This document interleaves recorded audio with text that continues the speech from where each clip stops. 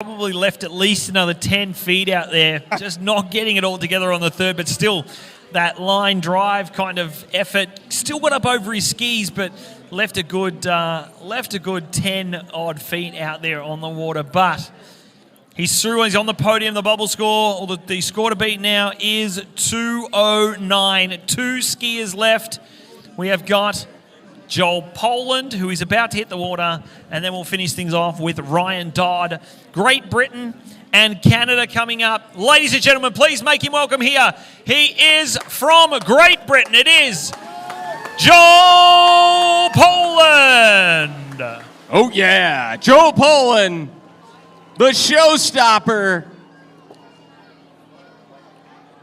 And every time Joel Poland takes to Robin Lake, engaging the crowd.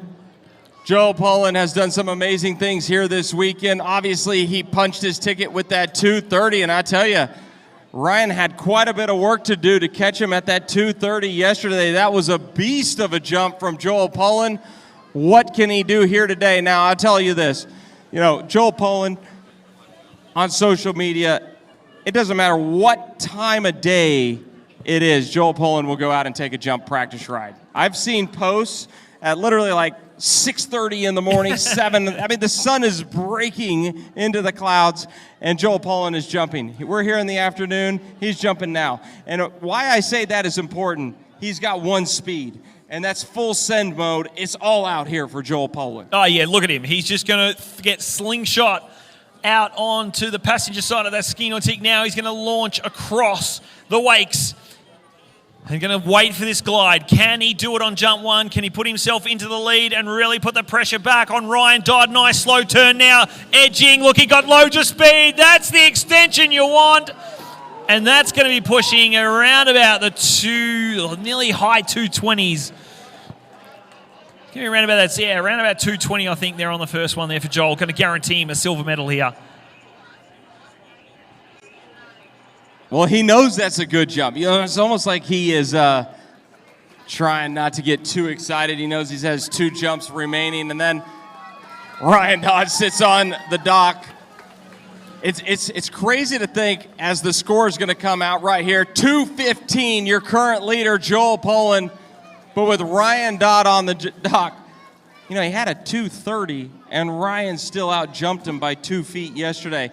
So you'd have to think today, even at a 2:30, can he push it to that 2:32, 2:35 mark even to really put pressure on him? I was kind of thinking, we kind of say it during the semifinals about what's sort of the bubble score to get in. I think the win, if you're going to really put pressure on Ryan Dodd, you've got to go at least, I think it's going to have to be at least 2:35.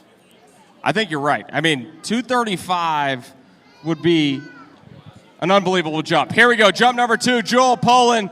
Oh, he's a lot later on jump number 2. Get behind him. Joel Poland into the base of the ramp. Oh, big extension. Oh, how do you like it, Callaway Gardens? How was the flap through the air? He was tilting to the right, tilting to the left. He was floating through the air. He's got so much adrenaline flowing through him right now. Now he has to calm himself down because he knows he has one more jump. Watch this cut. Look at Joel Poland. Everybody get excited. He's trying to get the crowd into it. We are waiting for a score. Doing some side slides on the way down too. The score is through. I did hear the judges post a score. I couldn't hear what it was. Look, you can't even see him in the camera. He's so far down the lake there. Here it comes. The score here, Tyler. I think it was 224 feet. Wow. 224. 224. One jump to come.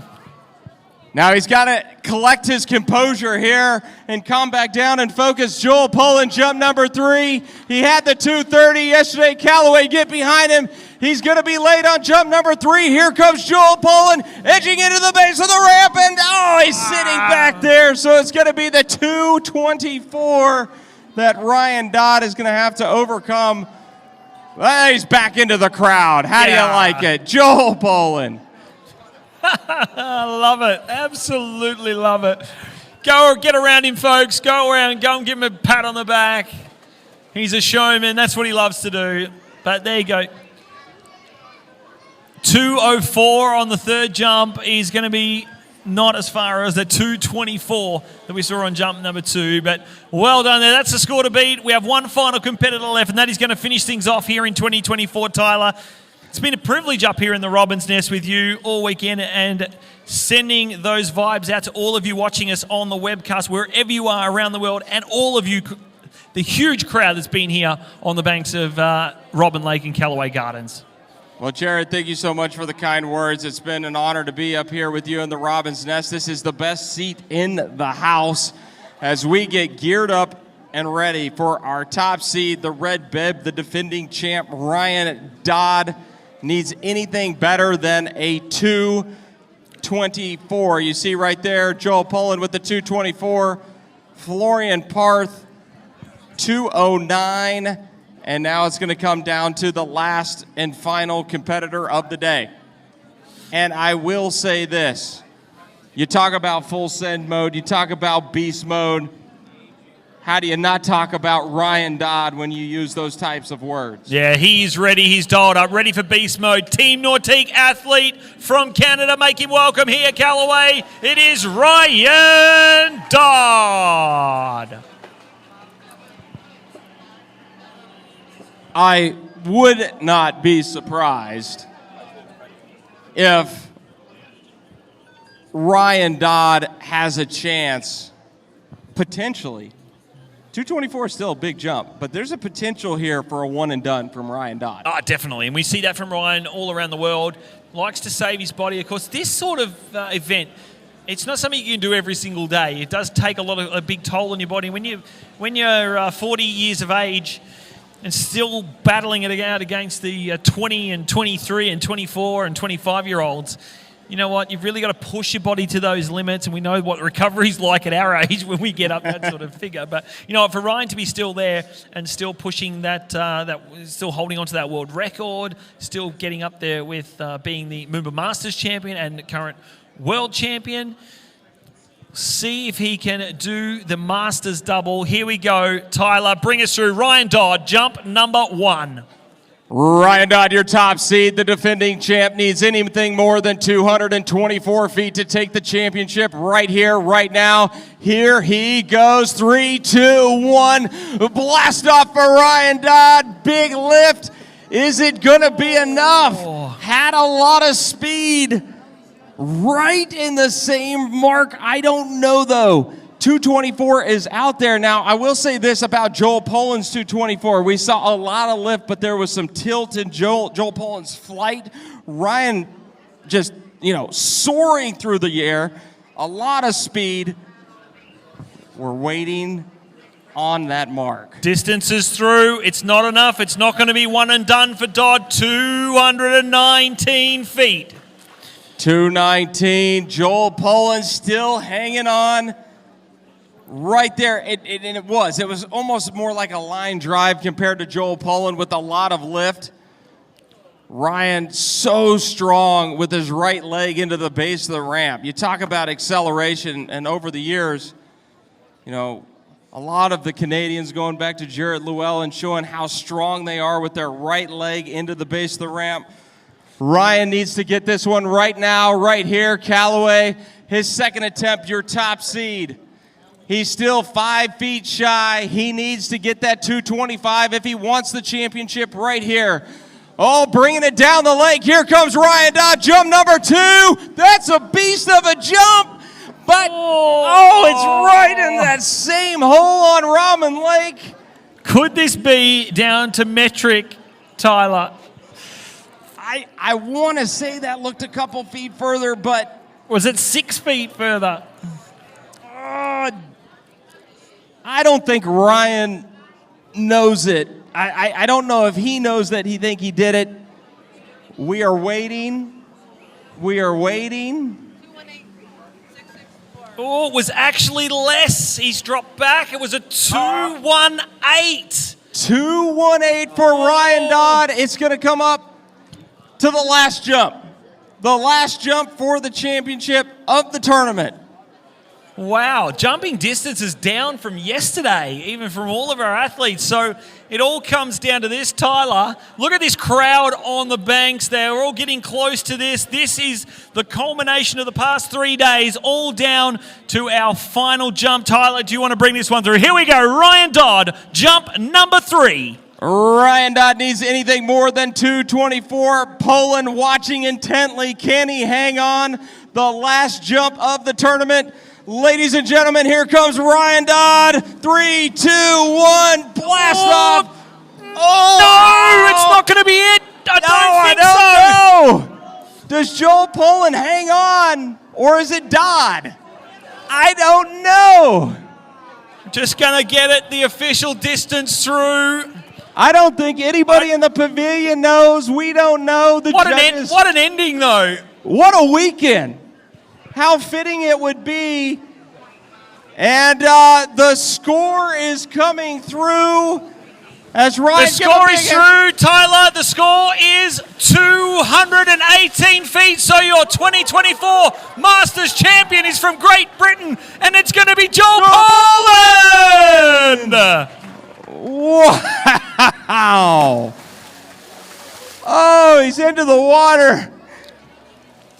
Wow. Joel Poland. Unbelievable. He has done it again. Can you believe it, Tyler? You know what? We have seen ups, we've seen downs, we've seen storylines. We knew coming into this event there was going to be storylines across the entire event, going all the way back to the juniors, all the way through those semi-finals. It has been a whirlwind of emotions from every single angle. And you know what? What a fitting way to finish it off. I know it's disappointing there for Ryan to finish in second place, Team Nautique athlete, but you know what? To have it finish like that is kind of fitting to what we have seen over the past 3 days. These 3 days have been absolutely crazy. I mean, all the way from the semifinal round, the finals did not disappoint at all. I mean, all weekend long. Joel Poland's so happy right now. This is just an unbelievable accomplishment by him. Just a big shout out to all of the athletes, the officials, the sponsors. We couldn't do it without you guys. And as we kind of recap the tournament here, Jared, Greg Malone from Nautique, the president of Nautique, joins us in the Robin's Nest. And Greg, what a weekend this has been. What's your thoughts? Oh, man. You know, it's been an absolute amazing weekend, just like always here on Robin Lake. The Masters never disappoints. And, just great performances, new names on the leaderboards. And, a new generation is definitely come and challenge some of the names we've known for so many years.